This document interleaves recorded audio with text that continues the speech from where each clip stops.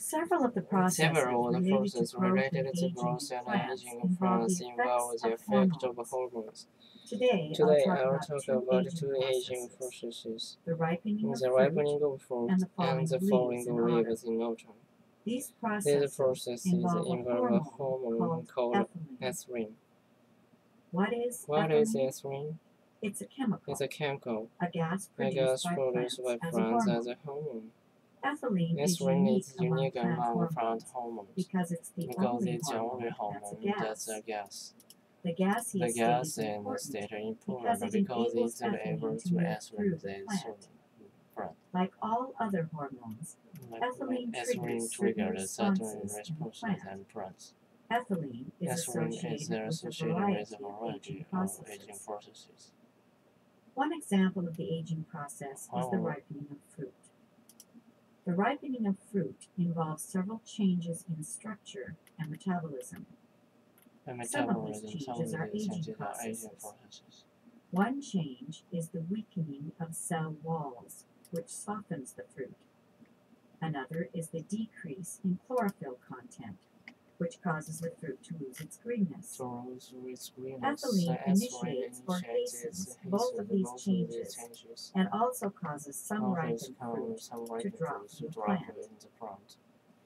A chain reaction occurs during ripening, as ethylene triggers aging. The aging cells then release more ethylene. Because ethylene is a gas, the signal to ripen spreads from fruit to fruit. You've heard the expression, one bad apple spoils the whole lot? Well, it really is true. Yes, Randy? So, when we buy fruits, like peaches, that are still kind of green, and we store them in a plastic bag, and the peaches ripen faster, is this because of ethylene?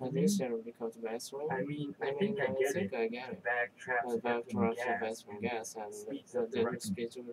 Right. That's exactly what happens. Ethylene accumulates inside the plastic bag, and this starts a chain reaction. The signal to ripen spreads from one peach to another, and this causes all of the peaches to ripen faster. By the way, the role of ethylene was discovered in sort of an interesting way. A century ago, citrus growers used to ripen fruit by curing it in sheds that were heated by kerosene stoves.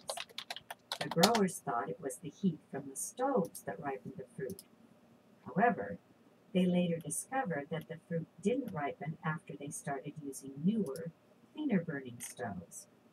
Botanists figured out that the reason the fruit ripened in the sheds with kerosene stoves was because of ethylene, not heat.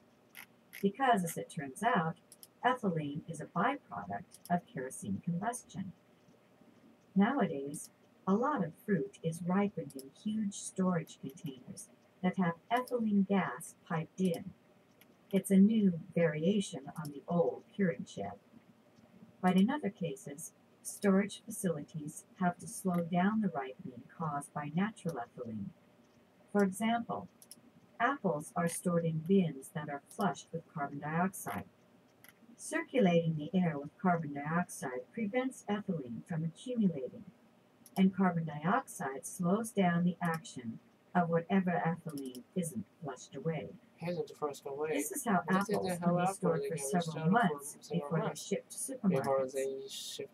Another aging process in plants where ethylene plays a role is the falling of leaves in autumn. When a leaf falls from a tree, the breaking point is a layer near the base of the leaf stalk. A change in the balance of two hormones, ethylene and auxin, controls the falling of leaves. An aging leaf produces less and less auxin, a hormone that stimulates cell growth. The drop in auxin makes the cells of the breaking layer more sensitive to ethylene.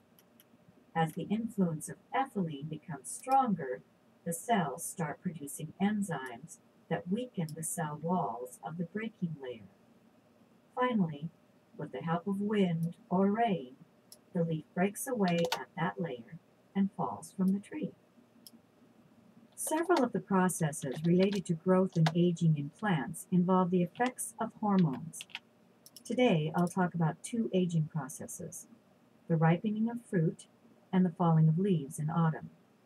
These processes involve a hormone called ethylene